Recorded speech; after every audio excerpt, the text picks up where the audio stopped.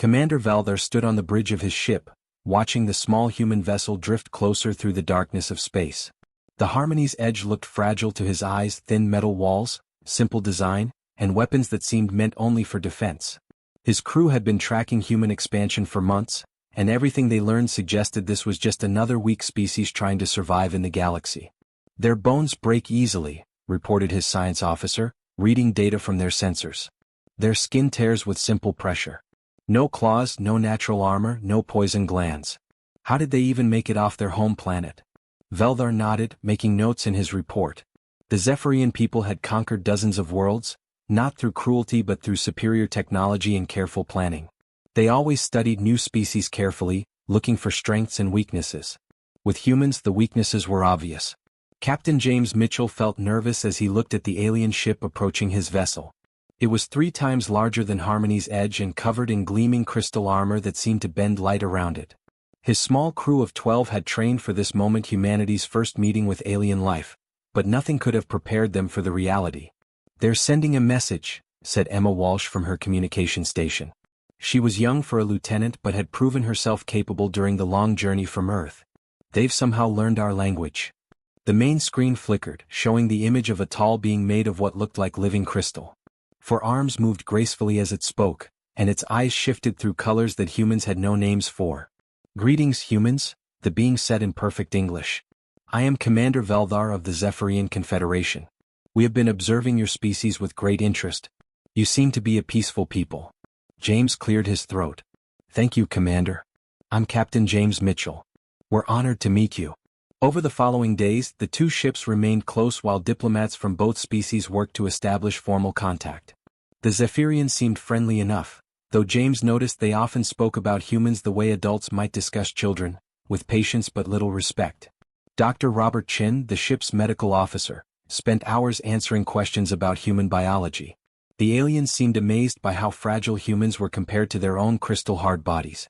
They could survive in space for short periods without protection, while humans needed complex life support systems just to breathe.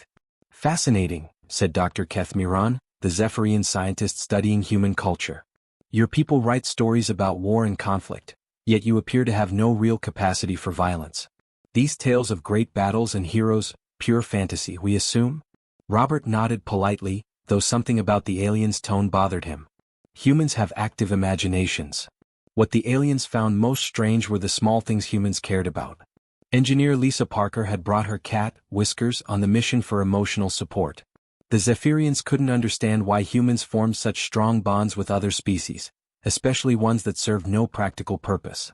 "The animal provides no labor, produces no resources and requires constant care," observed Quindar, Veldar's tactical officer. "Yet the human female speaks to it as if it were intelligent." "They do this with machines too," added another Zephyrian. "They give names to their ships and computers. Some even talk to their vehicles as if they have feelings." The aliens documented everything, building a profile of humanity that painted them as weak but harmless creatures driven by emotion rather than logic. In their reports back to the Confederation, they described humans as Class 3 sentients, minimal threat level. During one of their cultural exchanges, Sarah Thompson, a young scientist, showed the aliens videos from Earth, children playing with dogs, families gathered for meals, people helping strangers during natural disasters. The Zephyrians watched with the same interest they might show for primitive tribal rituals. "Your species forms attachments very easily," Valdar noted. "This could be seen as a weakness by less friendly civilizations." Sarah smiled. "We prefer to think of it as our strength." The comment puzzled the aliens. How could caring about others make a species stronger? In their experience, emotional attachments led to poor decision-making and tactical disadvantages. A commander who worried about individual soldiers couldn't make the hard choices necessary for victory. As the weeks passed, both species learned more about each other. The Zephyrians shared knowledge of other alien races, some friendly, others less so. They warned about the Krex hegemony, a group of raiders who attacked weak colonies for slaves and resources. "Your settlements would be attractive targets," Valdar explained gently. "Perhaps the Confederation could offer protection in exchange for mining rights to your outer worlds." James thanked him but said humanity would need to discuss such arrangements carefully. The aliens seemed surprised that humans didn't jump at the offer of protection.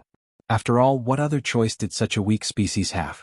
The Zephyrians began planning a joint research station where both species could work together.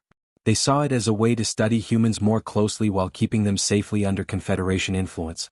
The location they chose was a small moon in a disputed system, far from major shipping lanes but rich in rare minerals. "It will be perfectly safe," Veldar assured the humans.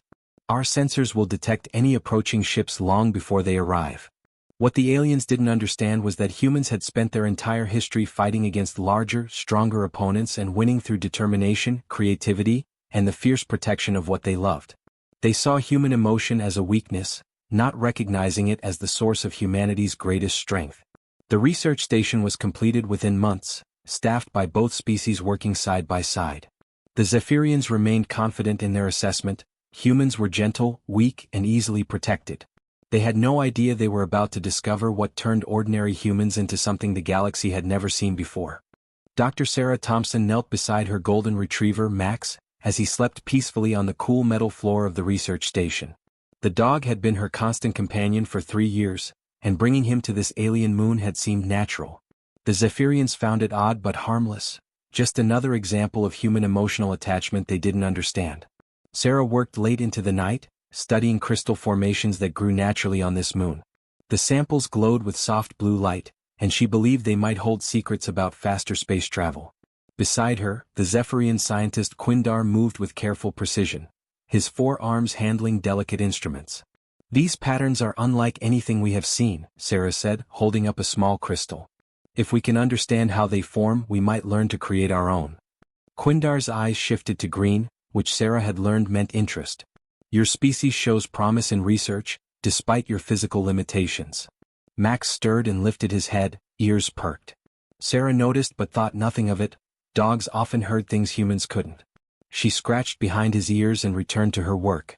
The station's emergency sirens suddenly screamed through the corridors. Red lights flashed as Commander Veldar's voice crackled over the communication system.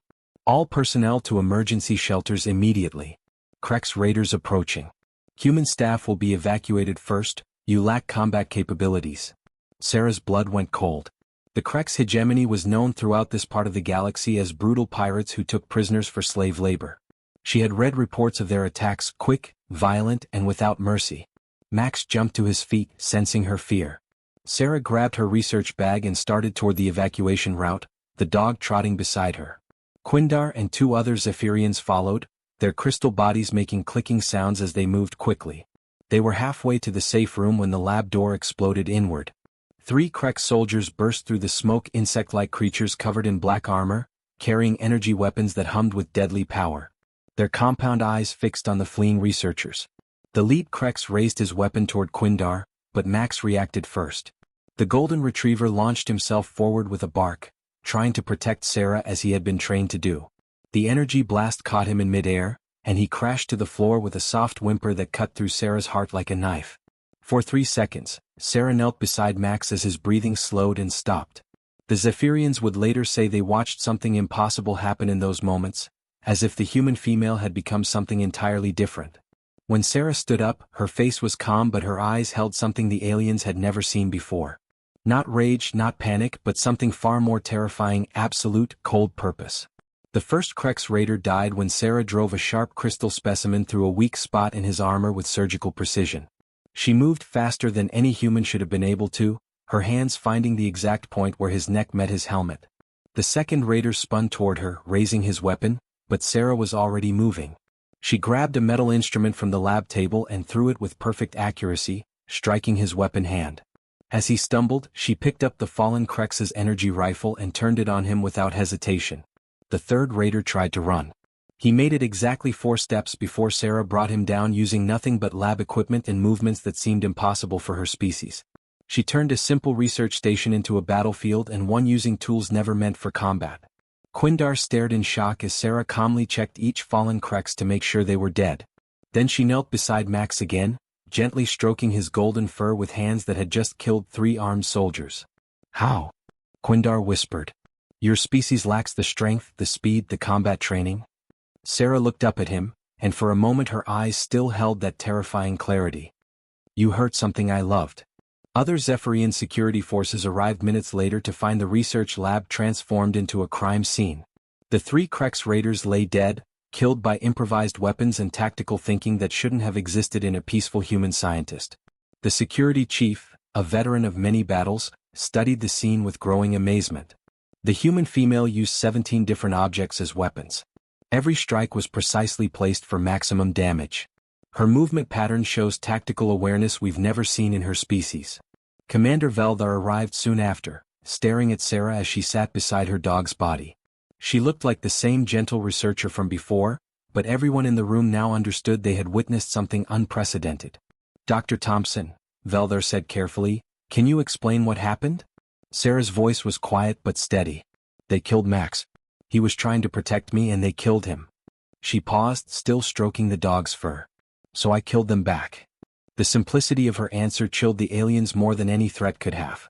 There was no boasting, no emotion, just a statement of fact delivered by someone who had transformed from researcher to warrior in the span of heartbeats. Dr. Kethmiron, the Zephyrian scientist who had been studying human culture, realized their entire assessment of humanity had been catastrophically wrong. These weren't weak creatures who needed protection. They were something far more dangerous when pushed to their breaking point. As Sarah gently lifted Max's body and carried him toward the door, every alien in the room stepped aside. They had just learned that humans possessed something the galaxy had never seen before, the ability to transform love and loss into unstoppable, focused violence. The research station fell silent except for Sarah's quiet footsteps as she carried her friend to his final rest, leaving behind a room full of aliens who suddenly understood they knew nothing about humanity at all. Commander Veldar sat in the secure meeting room aboard his flagship, staring at the video recording for the 20th time. The image showed Dr. Sarah Thompson transforming from a gentle scientist into something that killed 3 armed Krex raiders in less than 2 minutes. Around the table, his best officers and scientists watched with the same mixture of fascination and fear. Play it again, ordered Dr. Kethmiron, the expedition's lead researcher. Focus on the moment her companion animal dies. The hologram showed Max leaping to protect Sarah, the energy blast hitting him, and then the change that came over the human female. Her body language shifted completely, from panic to deadly calm in just 3 heartbeats. Impossible, muttered General Thekvor, a veteran of many wars. No species can adapt that quickly to combat situations. Her movements showed training she never received, knowledge she never learned. Dr. Kethmiron pulled up another display showing human brain scans. I've been studying their neural patterns. When threatened, their brains release chemicals that increase strength, speed, and focus. But this goes beyond normal stress responses. Veldar leaned forward. What are you saying? I think we need to look at human history more carefully. Their entertainment wasn't fantasy, it was documentation. The room fell silent as Kethmiron activated the main display. Images flashed across the screen, human battles throughout their history, stories of ordinary people becoming heroes, accounts of impossible victories against overwhelming odds. Look at this pattern, Kethmiron said, highlighting key events. Thermopylae, Greece, for 80 BC 300 humans hold off thousands of invaders. They knew they would die but fought anyway. Why? Stupidity, suggested Thekvor. No. They were protecting their families, their homeland. Here, the Alamo, 1836. 189 humans against thousands. They had chances to escape but stayed and fought to the death. Again, why? The assembled aliens studied the data with growing unease. Every example showed the same pattern, humans fighting hardest when they had something precious to protect, often achieving impossible victories or holding out far longer than any logical calculation suggested they could. Their literature is full of these stories, Kethmiron continued. They call them heroes but we dismissed them as fictional characters. Now I think they were historical records, documentation of what humans become under extreme emotional stress.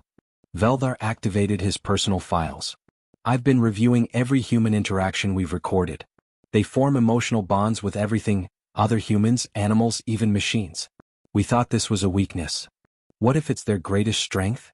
Kethmiron asked quietly. The room erupted in discussion as scientists and military officers argued over the implications. General Thekvor pulled up tactical analyses showing human military history, wars won through determination rather than superior firepower, battles where humans continued fighting long after any rational species would have surrendered. This explains their success rate, Thekvor admitted grudgingly. In every conflict, humans perform better when defending rather than attacking. They fight harder for their homes than for conquest. Dr. Kethmiron brought up more recent data. Since the incident at the research station, I've identified 47 similar cases from human historical records. Police officers becoming unstoppable when their partners are killed. Parents defeating multiple attackers threatening their children. Soldiers achieving impossible feats after witnessing atrocities against civilians. They don't fight for logical reasons, observed another scientist. Territory, resources, strategic advantage, these motivate most species. Humans fight for abstract concepts. Love, Veldar said quietly. Honor. Justice. Memory. They fight for things that can't be measured or calculated. The implications were staggering. The Zephyrian military had always relied on superior technology and careful planning. They could calculate the odds of victory and retreat when those odds were unfavorable. But how do you fight an enemy that doesn't care about odds? There's more, Kethmiron said, his voice grim. This transformation appears to be contagious. Humans can inspire it in each other through shared emotional connections. One human's determination can spread to entire groups. He showed them footage from human history, soldiers following leaders into hopeless battles, civilians standing together against overwhelming enemies, ordinary people becoming extraordinary when united by common cause. We've been categorizing them as Class 3 sentients with minimal threat level, General Thekvor said slowly. But if even 1% of their population can undergo this transformation, they become the most dangerous species in known space, Veldar finished. The meeting continued for hours as they reviewed every piece of data about humanity. The aliens who had seemed so gentle and weak were revealed to be something unprecedented, a species that became exponentially more dangerous when emotionally compromised. What triggers it? Asked the ship's psychologist. Loss, Kethmiron replied. Injustice. Threats to what they love.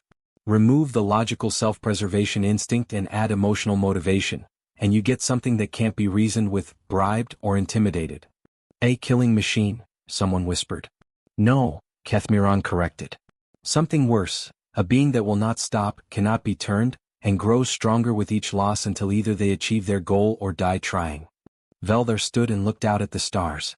Somewhere out there, humanity was expanding peacefully through space, unaware that they had just been reclassified from harmless neighbors to the galaxy's most potentially dangerous species. Send word to the Confederation Council, he ordered. Classification change. Humans upgraded to Class 1 threat level with special handling protocols. Recommendation. Establish peaceful relations and avoid any actions that might trigger protective responses. Sir? Quindar looked confused. They're still physically weak compared to most species.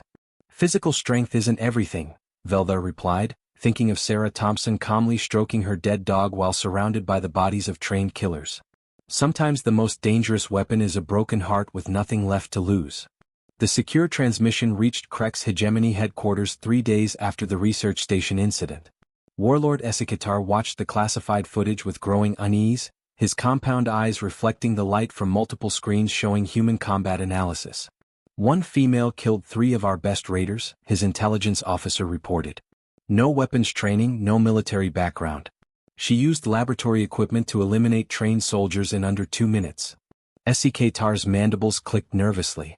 The Kreks had built their empire on calculated aggression, attacking only species they could defeat with minimal losses. Their raids were surgical strikes, fast, brutal, and profitable. But this changed everything. How many more incidents like this? He demanded.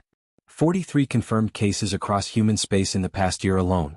Every time humans face superior forces, some of them undergo this transformation. They stop following normal survival instincts. On the peaceful world of Endera Prime, Elder Counselor Miranda read the same intelligence reports with very different emotions. Her people had suffered under Krek's raids for generations, too gentle by nature to mount effective resistance. Now, she stared at footage of a human female destroying armed invaders and felt something her species rarely experienced: hope. Contact the human embassy immediately, she ordered her aide. Request a formal meeting about mutual defense agreements. The news spread through galactic networks like wildfire. In the Drakmar Empire's war chambers, Fleet Admiral Vexran studied tactical projections that no longer made sense. 3 invasion fleets had been preparing to sweep through human territory, expecting easy victories against technologically inferior opponents. Cancel Operation Swift Harvest, he commanded. Redirect all fleets to the Outer Rim territories instead. Sir? His subordinate looked confused. The humans have minimal defenses. Our projections show Our projections don't account for enemies who become stronger when hurt, Vexran interrupted. Find different targets. Aboard the human vessel New Dawn, Captain David Harrison received his morning briefing from Lieutenant Tom Baker, his communications officer. The reports from across human space painted a troubling but strangely encouraging picture. 17 species have withdrawn trade disputes with our colonies, Tom reported. The Vex Consortium canceled their expansion plans for systems bordering ours. And we've received formal apologies from 4 different governments for what they call previous misunderstandings. Captain Harrison frowned. Misunderstandings? Territorial claims, mining rights disputes, shipping route conflicts, things that have been going on for months. Suddenly everyone wants to resolve them peacefully.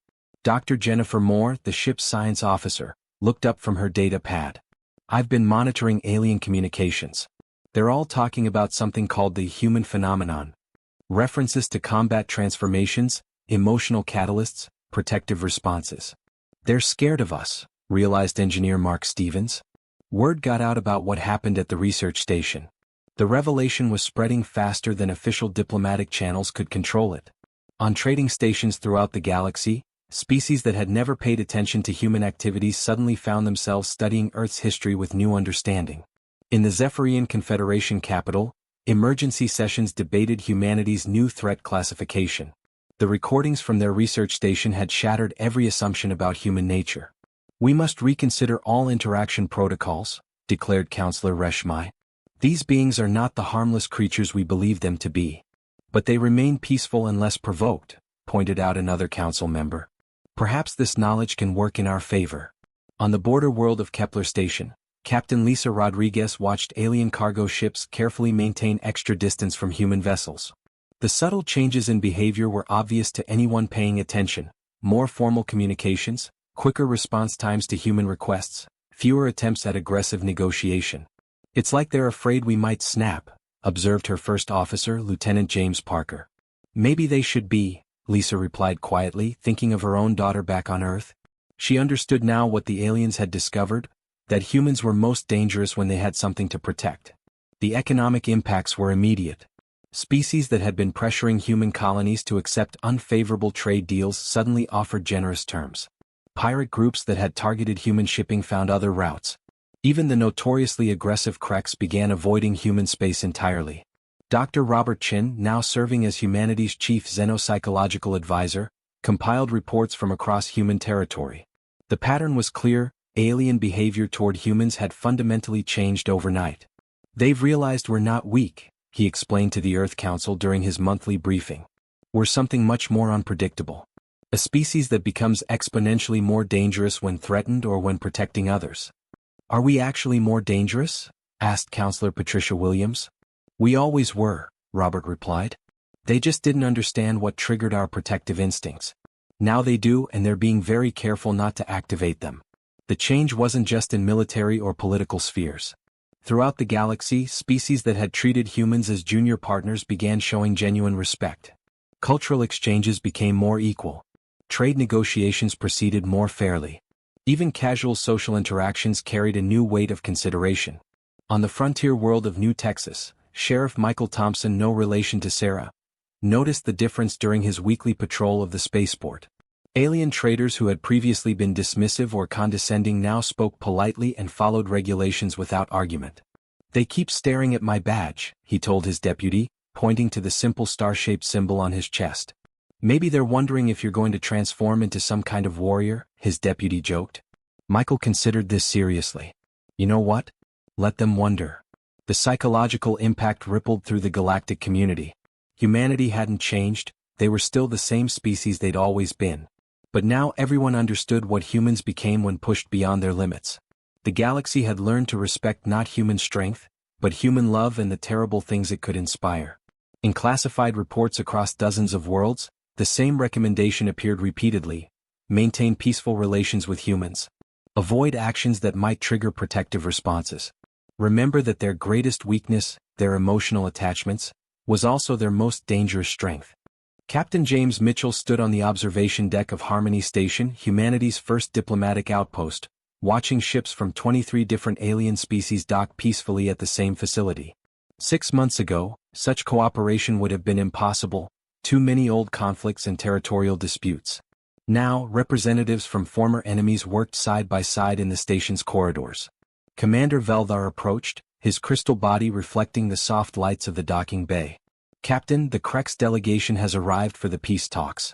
They specifically requested human mediators for their dispute with the Andoran colonies. James nodded, still amazed by how much had changed. 6 months ago they were raiding Andoran settlements. Now they want us to help negotiate mining rights. Your reputation precedes you, Veldar replied with what might have been amusement. They believe humans will fight harder for fair solutions because you care about the outcome, not just the profit.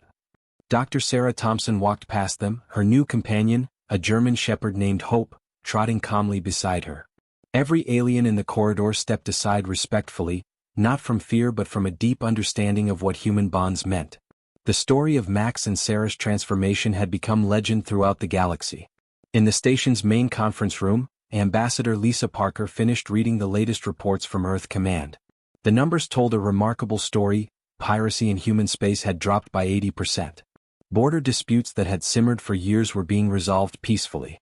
Trade agreements were becoming more favorable to all parties. It's not that we're threatening anyone, Lisa explained to the new human diplomats arriving from Earth. It's that everyone understands what we become when we're protecting something we love. Lieutenant Emma Walsh, now promoted to Diplomatic Communications Officer, brought up a display showing galactic shipping routes. Look at this pattern.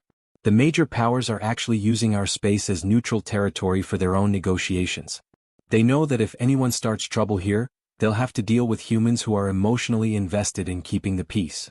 The psychological shift had created opportunities nobody expected. The Vorthan Collective, locked in a bitter trade war with the Nexus Coalition, had requested human peacekeepers for their disputed mining stations. Both sides trusted humans to fight harder for fair solutions than for personal gain. Captain David Harrison commanded the peacekeeping mission to the Vorthan system. His ship, Guardian's Promise, carried only defensive weapons but was respected like a battle cruiser. The alien crews they were sent to separate treated his arrival like the cavalry coming to save them from their own stupidity.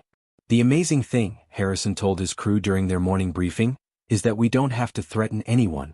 They threaten themselves by imagining what we might do if they hurt innocent people. Chief Engineer Robert Chin, Sarah's former colleague from the research station, had become humanity's leading expert on what aliens called the human phenomenon. His reports were studied throughout the galaxy, not as military intelligence but as guides for peaceful interaction. We've always been this way, he explained to a mixed group of alien researchers. Humans fight hardest when we're protecting others. The difference is that now you understand what triggers that response. The economic changes were just as dramatic as the political ones. The Drakmar Empire, which had planned to conquer 3 human colonies, instead offered generous development contracts. The Vex Consortium, formerly known for aggressive trade practices, began advertising their human-approved business ethics as a selling point. On the frontier world of New Haven, Mayor Jennifer Moore watched alien construction crews work alongside human colonists to build a new spaceport. The aliens worked with careful respect, understanding that any mistreatment of human workers might trigger protective responses from the entire community. They're not afraid of our weapons, Jennifer observed to her deputy. They're afraid of what we become when we care about something. The reputation had unexpected benefits. When the Krex hegemony finally signed their first non-aggression pact in 50 years, they did it at a human station with human witnesses. They knew that humans would hold all parties accountable to their promises, not through force but through the implicit understanding of what happened to those who broke faith with people humans cared about. Dr. Mark Stevens, working at the new Interspecies Medical Center, noticed the change in how aliens interacted with human patients. Where once they had been clinical and distant, now they showed genuine concern and gentleness. They had learned that hurting someone under human protection was not just dangerous, it was potentially catastrophic. The transformation went beyond politics and economics. Throughout the galaxy, species that had been victims of aggression for generations began requesting human advisors. Not for military support, but for the psychological protection that came from having humans who cared about their welfare. Ambassador Tom Baker stood before the Galactic Trade Council, reading humanity's latest proposal for interspecies cooperation. The room was packed with representatives who 6 months earlier would have ignored human suggestions entirely. The key to lasting peace, Tom said, isn't superior firepower or economic pressure. It's having someone who cares enough about the outcome to fight for what's right. The alien delegates nodded in understanding. They had learned that humans didn't need to threaten anyone, they simply needed to care about someone. And humans, it turned out, cared about everyone. On Earth, in a small cemetery outside London, fresh flowers appeared daily on a simple grave marked "Max Good Boy, Catalyst for Peace." Children from the nearby school took turns bringing offerings, understanding somehow that this ordinary dog had changed the galaxy by inspiring the fierce love that defined humanity. The galaxy had discovered something unprecedented, a species that became stronger through emotional bonds rather than weaker. Humans had achieved peace not through conquest but through the promise of righteous fury in defense of those they protected. Everyone now understood the simple truth that had always defined humanity: never threaten something a human loves, because that's when they stop being reasonable and start being unstoppable. The new galactic order was built on this foundation, not fear of human aggression, but respect for human devotion and the terrible, beautiful things it could inspire.